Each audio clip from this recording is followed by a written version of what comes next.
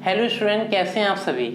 स्वागत है आप सभी का मेरे चैनल कॉमर्स हंट पर। आई होप आप सभी अच्छे होंगे और अपनी स्टडी टाइम से कर रहे होंगे।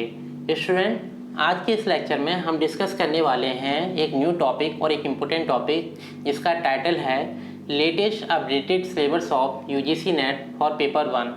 जैसा कि आप सभी को पता है, नेट के 2 पेपर होते हैं, पेपर 1 एंड पेपर 2।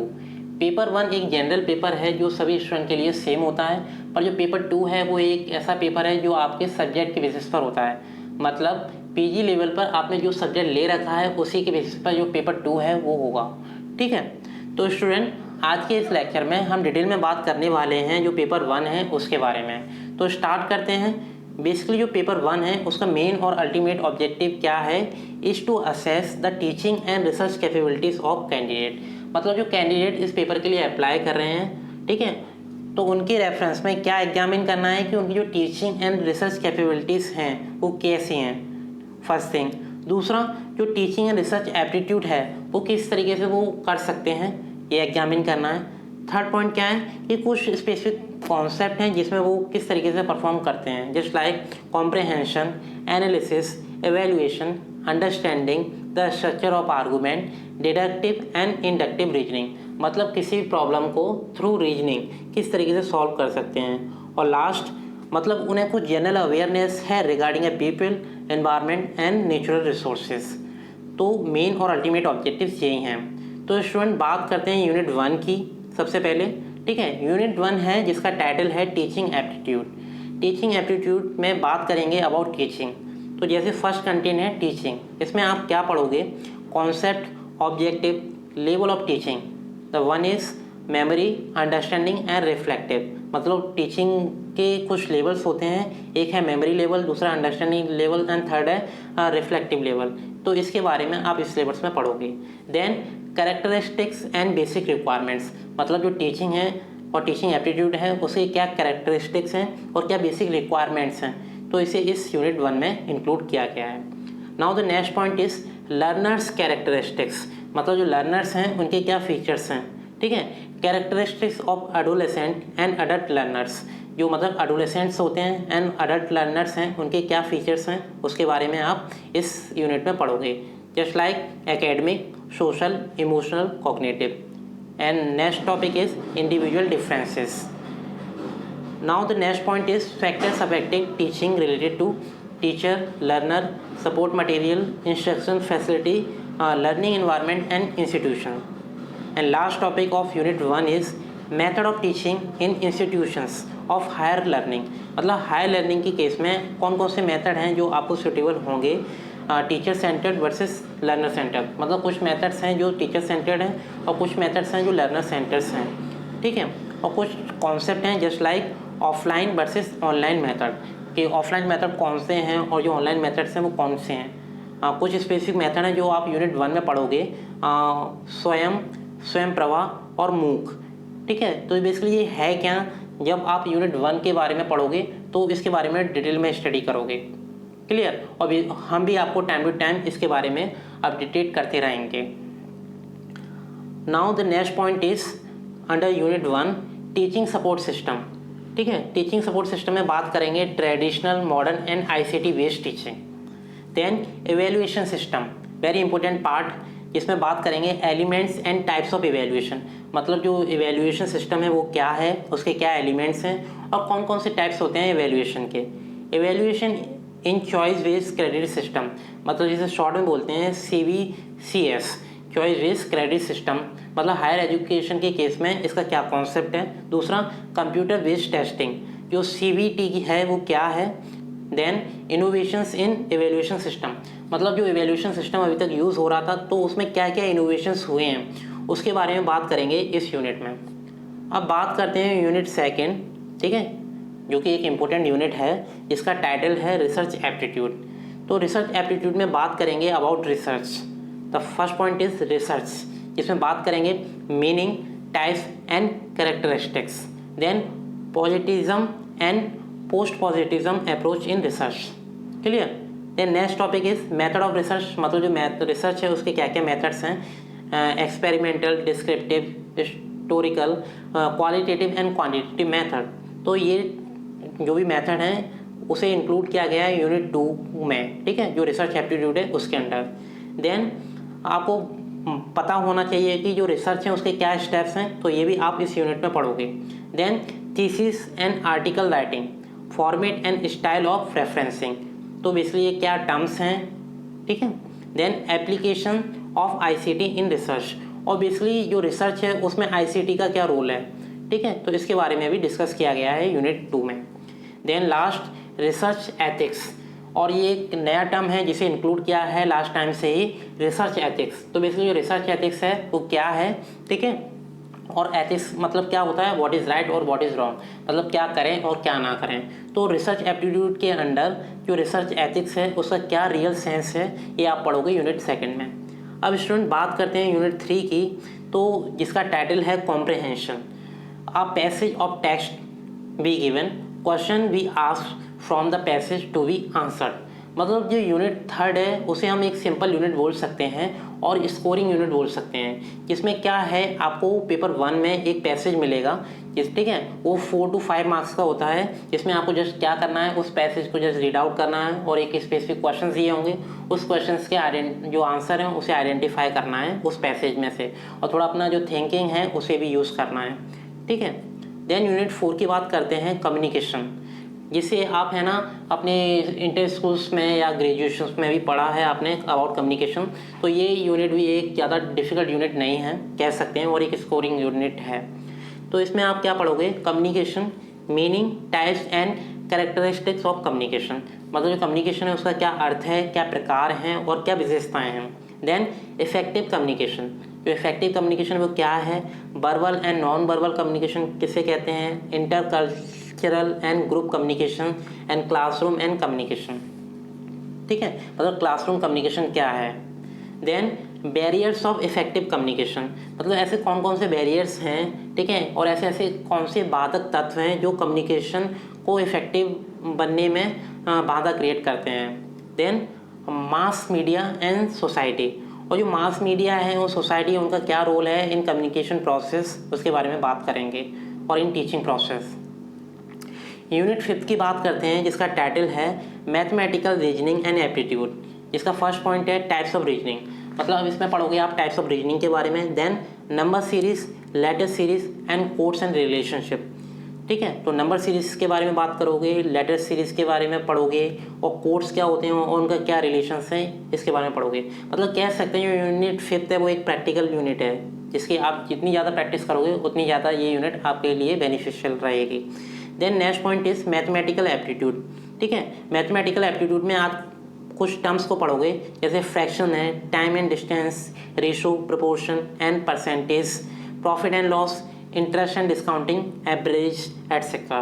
मतलब मैथमेटिकल एप्टीट्यूड में आप पढ़ोगे अबाउट मैथ, मतलब बेसिक मैथ है, ठीक है, जिसे आप ऑलरेडी अपने स्कूलिंग लाइफ में भी पढ़ चुके हो। तो ये टर्म्स हैं, इससे रिलेटेड क्वेश्चंस पूछे जाते हैं एग्जाम में, क्लियर। अब बात करते हैं यूनिट 6 की, जिसका टाइटल है लॉजिकल रीजनिंग। ये कॉम्प्लेक्स यूनिट है, ठीक है, और प्रैक्टिकल यूनिट है, पर स्कोरिंग यूनिट है। जो स्टूडेंट अच्छे हैं लॉजिकल रीजनिंग में, ठीक है, वो बेटर स्कोर कर सकते हैं इस यूनिट में। तो जिसमें बहुत सारे टॉपिक्स इंक्लूड किए गए हैं। The first is understanding the structures of arguments, मतलब जो आर्गूमेंट्स है वो क्या होते हैं, उसका क्या स्ट्रक्चर्स है, इसके बारे में आप इस यूनिट में पढ़ोगे। देन आर्गूमेंट फॉर्म्स, कैसे फॉर्म्स होते हैं argument, structures of category, propositions, arguments क्या होते हैं, प्रपोजिशंस क्या होते हैं, ठीक है, और फॉर्मल एंड इनफॉर्मल फैलिसीज क्या होते हैं, यूज़ ऑफ लैंग्वेज, ठीक है, connotation and denotation of term, classical square of opposition. तो यूनिट 6 में फर्स्ट पॉइंट है, ठीक है, कॉम्प्लेक्स है पर स्कोरिंग है। Then evaluating and distinguish deductive and inductive reasoning, मतलब जो डिडक्टिव रीजनिंग है और इंडक्टिव रीजनिंग है ये क्या है, इसके बारे में आप पढ़ोगे डिटेल में, दोनों को डिफ्रेंशिएट करोगे, ठीक है, और इवेल्युएशन कैसे करेंगे इसके बारे में पढ़ोगे। देन एनालॉजी के बारे में पढ़ोगे। इसके बाद जो नेक्स्ट है, जो प्रैक्टिकल क्वेश्चंस कभी कभी पूछ लिए जाते हैं, वेन डायग्राम, जिसमें simple and multiple use of establishing validity of argument. तो सिंपल वेन डायग्राम और मल्टीपल वेन डायग्राम्स क्या होते हैं उसके बारे में आप इस यूनिट में पढ़ोगे, क्लियर। देन आता है Indian logic means of knowledge, ठीक है, तो ये क्या है Indian logic means of knowledge, जब आप पढ़ोगे तो आपको इसका कॉन्सेप्ट क्लियर हो जाएगा। देन कुछ टर्म्स हैं जिसके बारे में आपको नॉलेज होनी चाहिए, perception, inference, comparison, verbal testimony, then implication and last non apprehension. ठीक है, then structure and kinds of अनुमान। क्लियर। और कुछ टर्म्स और हैं जिसके बारे में आप डिटेल में पढ़ोगे, in variable relations and fallacies of inferences. Now the next unit is unit 7th। इसका टाइटल है डेटा एंड इंटरप्रिटेशन, जिसे शॉर्ट में हम बोलते हैं DI। क्लियर। तो फर्स्ट पॉइंट है इस यूनिट के अंदर sources, acquisitions and classification of data. मतलब जो डेटा है उसके क्या सोर्स हैं, किस तरीके से एक्विजिशन होता है, और जो डेटा है उसे कैसे क्लासीफाई करते हैं। Then qualitative and quantitative data क्या होते हैं, इसके बारे में आप डिटेल में पढ़ोगे इस यूनिट में। ये यूनिट भी एक प्रैक्टिकल यूनिट है और एक स्कोरिंग यूनिट है, जिसमें स्टूडेंट 5 आउट ऑफ 5 जो क्वेश्चन आते हैं उसमें 5 आउट ऑफ 5 स्कोर करते हैं। ठीक है। देन ग्राफिकल रिप्रेजेंटेशन, जो ग्राफिकल रिप्रेजेंटेशन है उसमें आप कुछ ग्राफ्स के बारे में पढ़ोगे और कुछ पिक्चर्स के बारे में पढ़ोगे, जैसे बार चार्ट क्या होते हैं, हिस्टोग्राफ क्या है, पाई चार्ट क्या है, table chart and line chart and mapping of data क्या होता है। ठीक है। Then data interpretation and data and governance. Data interpretation क्या है उससे रिलेटेड प्रैक्टिकल क्वेश्चन करोगे। देन डेटा एंड गवर्नेंस, ठीक है, जो डेटा है और जो गवर्नेंस है उसका क्या रिलेशन है इसके बारे में पढ़ोगे। इसमें बेसिकली जो क्वेश्चंस आते हैं बेसिकली उसमें जो डेटा है कभी कभी कैसा भी आ सकता है, गवर्नमेंट का जो डेटा है वो एक्सपेक्टेड डेटा से रिलेटेड क्वेश्चंस आ जाते हैं, कभी कभी पूछ लिया जाता है प्रॉफिट से रिलेटेड, परसेंटेज से रिलेटेड, ठीक है, इंटरेस्ट से रिलेटेड, इस तरीके से कुछ DI के क्वेश्चन आ जाते हैं। कभी कभी पॉपुलेशन से रिलेटेड भी कुछ क्वेश्चन आइडेंटिफाई करने के लिए आते हैं। अब बात करते हैं यूनिट 8th की, जिसका टाइटल है इंफॉर्मेशन एंड कम्युनिकेशन टेक्नोलॉजी, जिसे शॉर्ट में बोलते हैं ICT, जिसमें आप पढ़ोगे ICT general abbreviations and terminology. मतलब कुछ टर्म्स होते हैं जो ICT में यूज़ किए जाते हैं उसके बारे में पढ़ोगे, क्या फुल फॉर्म्स होती हैं, क्या मीनिंग है उनका। देन बेसिक्स ऑफ इंटरनेट, ठीक है, जो इंटरनेट है उसके बेसिक्स क्या हैं। Then intranet, email, audio and video conferencing, ये सारे टर्म्स क्या हैं इसके बारे में आप डिटेल में पढ़ोगे इन यूनिट 8th। देन बात करेंगे digital initiatives in higher education. जो हायर एजुकेशन है उसमें क्या क्या डिजिटल इनिशिएटिव लिए जा रहे हैं, वो कौन कौन से हैं, उसे आप पढ़ोगे यूनिट 8th में। देन ICT एंड गवर्नेंस, ठीक है। अब स्टूडेंट आपने कुछ पॉइंट ऑब्जर्व किए होंगे, एक जैसे कुछ टर्म है एथिक्स और दूसरा गवर्नेंस, ये हर यूनिट में रिपीट हो रहा है। ठीक है, तो ये आपके लिए एक बेनिफिशियल पॉइंट है कि जब आप एक बार अच्छे से अंडरस्टैंड कर लोगे अबाउट गवर्नेंस, अबाउट इवेल्युएशन और अबाउट एथिक्स, तो अदर यूनिट में भी इसका सपोर्ट आपको मिल जाएगा। Now the next unit is unit number 9, जिसका टाइटल है पीपल डेवलपमेंट एंड एनवायरनमेंट। ठीक है, तो इसमें आपको जो जनरल अवेयरनेस है अबाउट एनवायरनमेंट, ठीक है, उसके बारे में पता होना चाहिए, जैसे डेवलपमेंट एंड एनवायरनमेंट। ठीक है, देन जिसमें millennium development and sustainable development goal क्या होते हैं, बहुत इंपॉर्टेंट टॉपिक है ये वाला, तो इसमें से एग्जाम में क्वेश्चंस आते ही आते हैं। Then human and environment interactions क्या है, क्लियर। देन इन्वायरमेंटल इश्यूज होते हैं कुछ, जैसे local, regional and global. Then air pollution क्या है, वाटर पॉल्यूशन क्या है, सोल पॉल्यूशन क्या है, नॉइज पॉल्यूशन एंड वेस्ट, जिसमें solid, liquid and biomedical, hazardous and electronics, ये सारे वेस्ट इसके अंदर आते हैं। Then climate change and its social, economic and political dimensions. Now the next point is impact of pollutants on human health. जो human health है उस पर क्या इम्पैक्ट पड़ रहे हैं उसके बारे में भी आप पढ़ोगे यूनिट 9 में। नेचुरल एंड एनर्जी रिसोर्सेज, जिसमें बात करेंगे सोलर, बाइंड, सोइल, हाइड्रो, ठीक है, हाइड्रो, देन थर्मल और बायोमास, न्यूक्लियर एंड फॉरेस्ट, ये क्या है इसके बारे में भी आप पढ़ोगे। इसके बारे में आपने पढ़ा होगा in science in class 9 to 10, ठीक है, तो आपको इस तरीके से रिवीजन करने की नीड है इस यूनिट में। देन नेचुरल हजार्ड्स क्या होते हैं और डिजास्टर क्या हैं, मिटिगेशन स्ट्रेटजीज क्या क्या हो सकती हैं, क्लियर। देन नेक्स्ट टॉपिक है in unit 9, that is environmental protection act 1986। जो इन्वायरमेंटल प्रोटेक्शन एक्ट है 1986 उसके बारे में आप डिटेल में पढ़ोगे, ठीक है, और क्या टर्मिनोलॉजीज यूज़ की गई हैं इस एक्ट में उसके बारे में भी आपको पता होना चाहिए। और बात करेंगे जो लास्ट यूनिट है इन पेपर 1, यूनिट नंबर 10, इसका टाइटल है हायर एजुकेशन सिस्टम, जिसमें बात करेंगे point number 1, institutions of higher learning and education in ancient India. तो बेसिकली आप सभी ने अबाउट हायर एजुकेशन पढ़ा होगा, तो कहीं ना कहीं ये टर्म्स सुने होंगे, और जिसने सुने उनके लिए बेनिफिट तो है, जिसने नहीं सुने उनके लिए भी ज़्यादा कोई प्रॉब्लम की बात नहीं है, आपको इसमें थोड़ा फोकस करना पड़ेगा। Then evolution of higher learning and research in post independence India. Then oriental conventional and non conventional learning program in India. Professional technical and skill based education क्या है, ठीक है, इन हायर एजुकेशन आपको पता होना चाहिए। Then value education and environmental education क्या है, ठीक है, इसके बारे में भी कभी कभी क्वेश्चन पूछ लिए जाते हैं। Now the next and last point, policies governance and administration. तो ये पॉइंट है यूनिट नंबर 10 के अंडर और इम्पोर्टेंट पॉइंट है। नोट में देखते हैं 5 questions each carry 2 marks are to be set from each module. मतलब जो पेपर 1 है आप सभी को पता है 100 मार्क्स का होता है, ठीक है, जिसमें 50 क्वेश्चंस पूछे जाते हैं एग्जाम में, और हर क्वेश्चन 2 मार्क्स का होता है। तो इस तरीके से आप मल्टीप्लाई करोगे, 2 × 50 = 100। तो इस तरीके से पेपर 1 का मार्क्स का जो एवेल्यूएशन किया जाता है इस बेसिस पर किया जाता है। जैसा आपको पता है कि जो पहले पेपर होता था पेपर नंबर 1, ठीक है, उसमें पहले 60 क्वेश्चन आया करते थे, जिसमें आपके पास चॉइस हुआ करती थी कि आपको ओनली 50 क्वेश्चंस करने होते थे, ठीक है, और जो 10 क्वेश्चंस हैं उसे आप एलिमिनेट कर सकते हो। आउट ऑफ 60 आपको 50 ही करने होते थे, पर ये चेंज कर दिया गया है। अब करंट के अकॉर्डिंग आपको 50 क्वेश्चंस पूछे जाएंगे एग्जाम में, और 50 के 50 क्वेश्चंस कंपलसरी हैं, there is no choice. Clear? और जो पेपर 1 है ऑब्जेक्टिव टाइप पेपर है, ठीक है, अब ऑनलाइन मोड में होता है, आप सभी को पता है। तो पेपर 1 में आप जितनी ज़्यादा प्रैक्टिस करोगे उतना ही बेटर आपका ये पेपर बन जाएगा।